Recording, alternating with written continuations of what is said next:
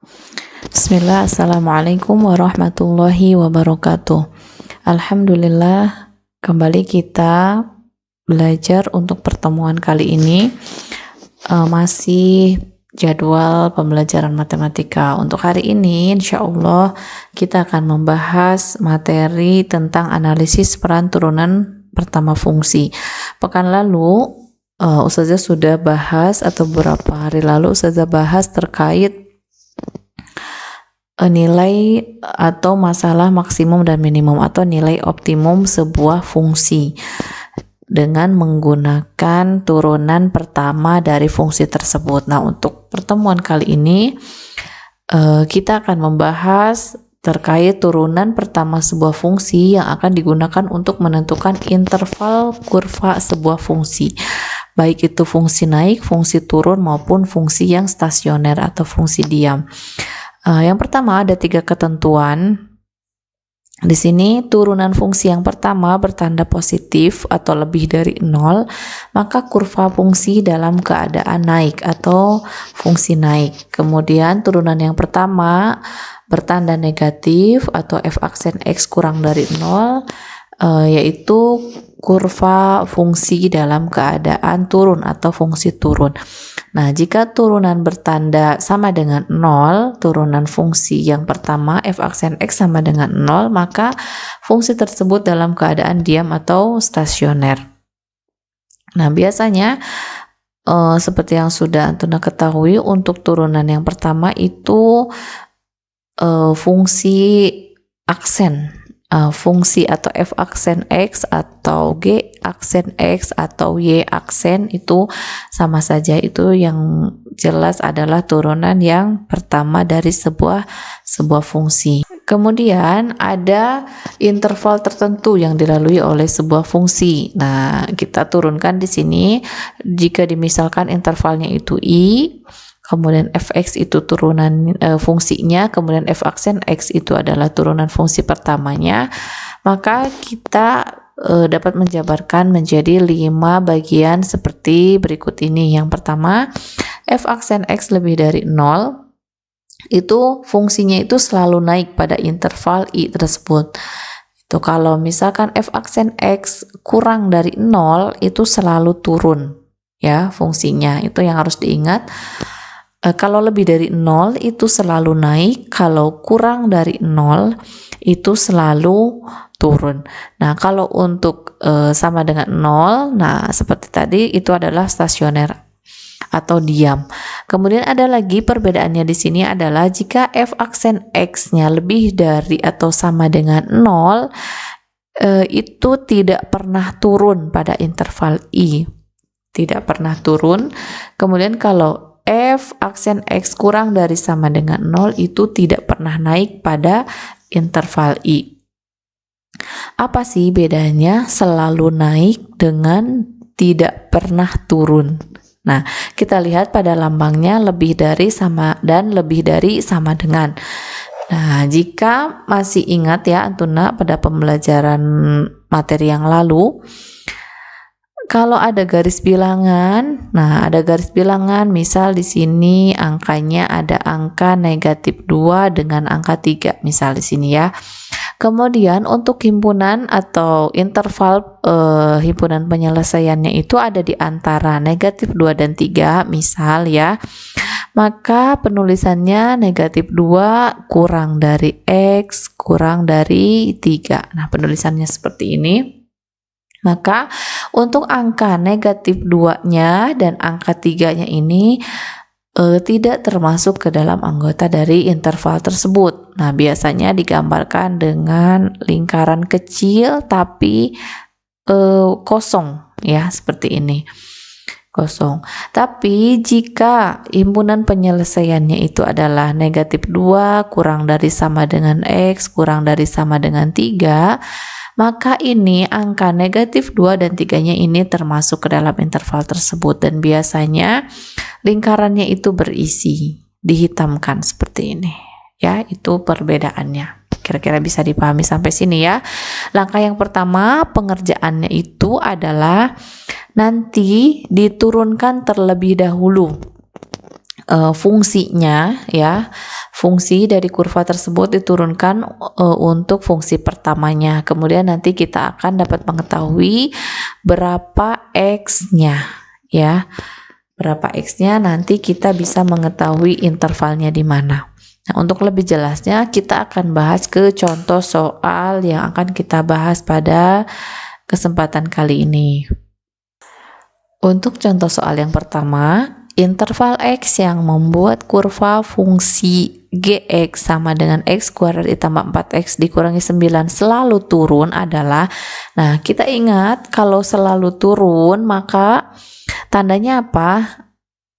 Nah di sini G ya, G aksen X, nah kita bahas G aksen X, kalau selalu turun maka itu kurang dari 0 ya, ini yang harus diingat rumusnya. Kemudian kita turunkan, dari sini kita turunkan fungsinya, kalau X kuadrat berarti jadi 2X kemudian ditambah 4 ya, turunan dari 4X itu 4, turunan dari negatif 9 itu 0. Kemudian di sini kurang dari 0.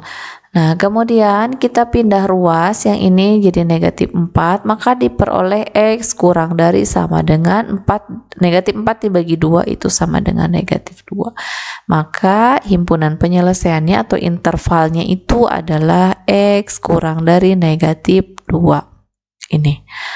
Terus sekarang ke contoh soal yang kedua. Interval X yang membuat kurva fungsi fx x kuadrat dikurangi 5x ditambah 6 selalu naik. Nah, kalau selalu naik maka berarti lebih dari 0. Fx ya ini. F aksen X lebih dari 0. Kita turunkan sama dari fungsi yang ini, maka diperoleh 2x dikurangi 5 lebih dari 0. Maka 2x lebih dari 5 ya, 5 pindah ruas jadi positif, maka x lebih dari 5/2. Nah ini x lebih dari 5/2 ini adalah intervalnya. Kira-kira bisa dipahami sampai sini ya, terkait fungsi yang selalu turun dan selalu naik. Untuk contoh soal yang ketiga, di sini ada interval X yang membuat kurva fungsi fx sama dengan X kuadrat ditambah 6X dikurang 4 tidak pernah turun. Nah, tidak pernah turun maka tandanya apa? Lebih dari sama dengan 0. Nah, F aksen X lebih dari sama dengan 0. Kita turunkan dari sini ya, dari fungsinya 2x ditambah 6 lebih dari sama dengan 0. Maka 2x lebih dari sama dengan negatif 6. Maka x lebih dari sama dengan negatif 3. Gitu. Ya, ini intervalnya.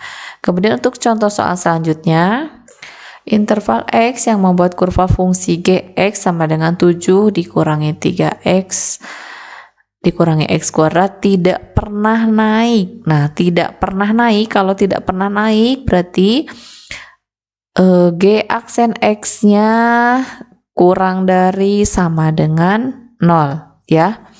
Tidak pernah naik. Nah, ini kita turunkan negatif 3 dikurangi 2x kurang dari sama dengan 0 ya. Di sini berarti negatif 2x kurang dari sama dengan, di sini pindah ruas 3 ya. Nah, ini hati-hati kalau seperti ini, maka di sini diperoleh x-nya. Gimana x-nya? X-nya lebih dari sama dengan negatif 3/2. Kenapa seperti ini? Nih lihat di sini. Ini untuk caranya kita ini dibagi dulu dengan negatif ya.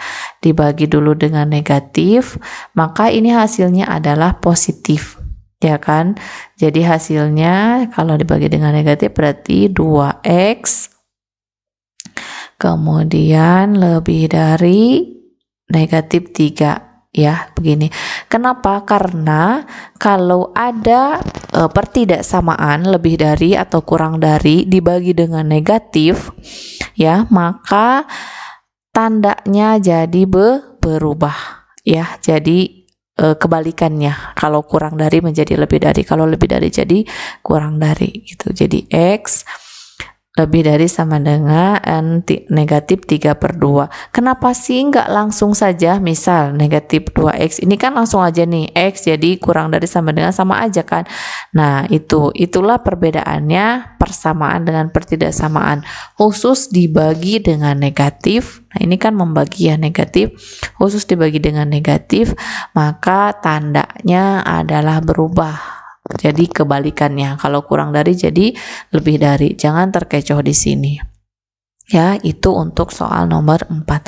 Sekarang ke contoh soal nomor 5, interval X yang membuat kurva fungsi Gx sama dengan 2x pangkat 3 dikurangi 9x kuadrat tambah 12x selalu naik adalah, nah sebetulnya sama saja dengan yang tadi yang sudah kita bahas, tapi di sini karena variabelnya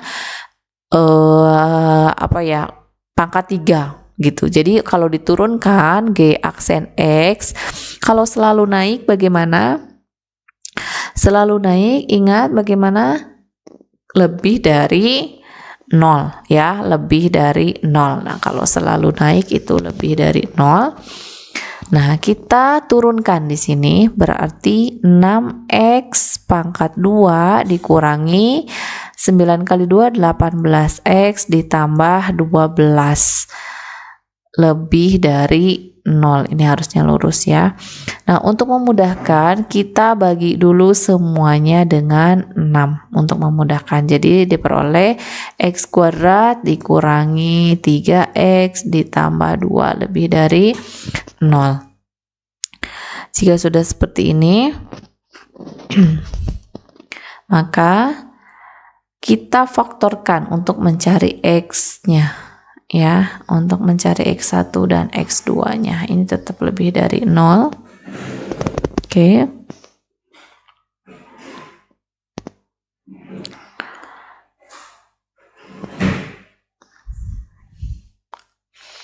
Ya, berapa? Di sini tentunya 2, di sini 1.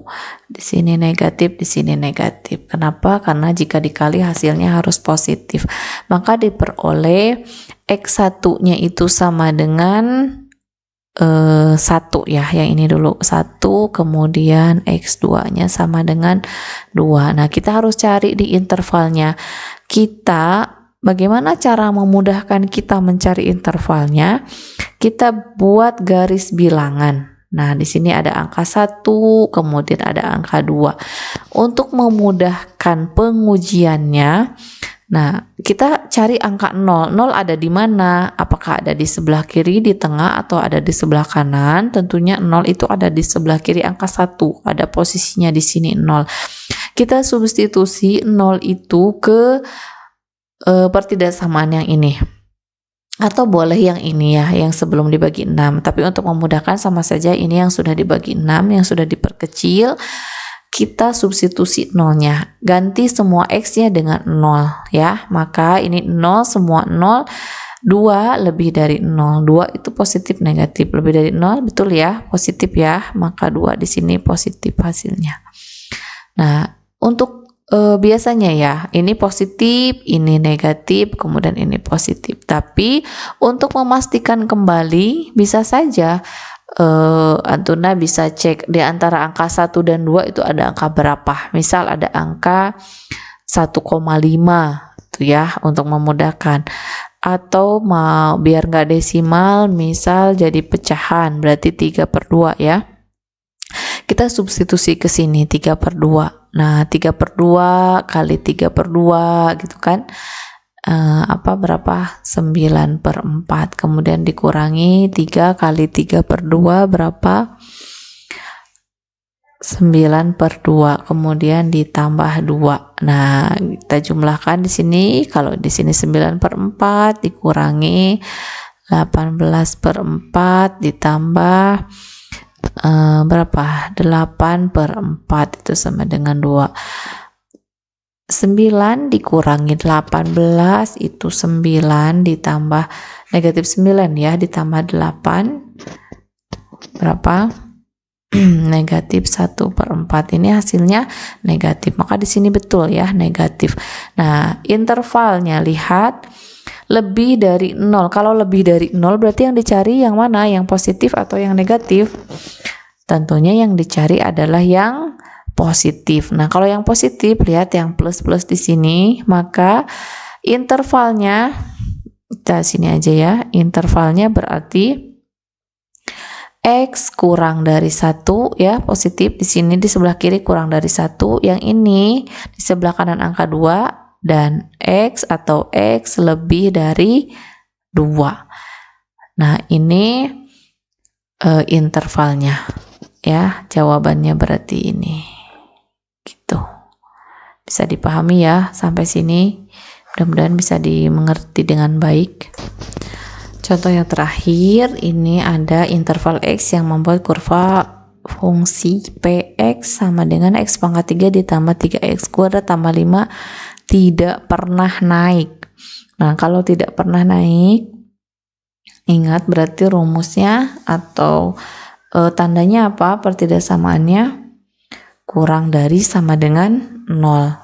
Nah, P aksen X kurang dari sama dengan 0 ya, itu tidak pernah naik. Nah, kemudian kita turunkan 3X kuadrat ditambah 6X ya, ini kemudian kita peroleh untuk memudahkan kita boleh perkecil dibagi 3 semuanya, jadi X kuadrat ditambah 2X kurang dari sama dengan 0. Nah, ini kita faktorkan X tambah 2 ya, kurang dari sama dengan 0. Maka diperoleh X1 sama dengan 0 dan X2 sama dengan negatif 2. Seperti tadi, kita harus menguji di manakah intervalnya itu berada. Nah, kita buat garis bilangan untuk memudahkan. Di sini ada 0, kemudian ada, di sini ada negatif 2. Negatif 2, kemudian di sini 0. Paham ya? Nah, untuk uji coba kita boleh aja ikut 0 ya, tapi untuk memudahkan kita uji cobanya itu di yang sebelah kiri angka, di tengah-tengah, kemudian yang di sebelah kanan. Nah, kita coba yang di sebelah kiri aja dulu. Di sebelah kiri di sini sebelum negatif 2 kira-kira ada angka berapa? Misal kita pengujian dengan negatif 3, kita substitusi aja ke sini ya, negatif 3 kuadrat ditambah 2 kali negatif 3, jadi diperoleh berapa? 9 dikurangi 6 itu sama dengan berapa? 3. Nah, ini positif atau negatif? Positif. Kalau positif berarti dia tandanya positif. Kemudian sekarang kalau yang di tengah di antara negatif 2 dan 0, misalkan di situ ada negatif 1 ya. Negatif 1 kita uji coba, negatif 1 kuadrat ditambah 2 kali negatif 1. Nah, ini boleh gini. 1 dikurangi 2 itu negatif 1 dan ini negatif, dan biasanya di sini udah pasti positif. Atau mau diuji coba lagi boleh. Di sini angkanya 1, maka 1 kuadrat ditambah 2 kali 1. Hasilnya adalah 3. Ini hasilnya positif kembali. Nah, kita lihat di sini tandanya apa?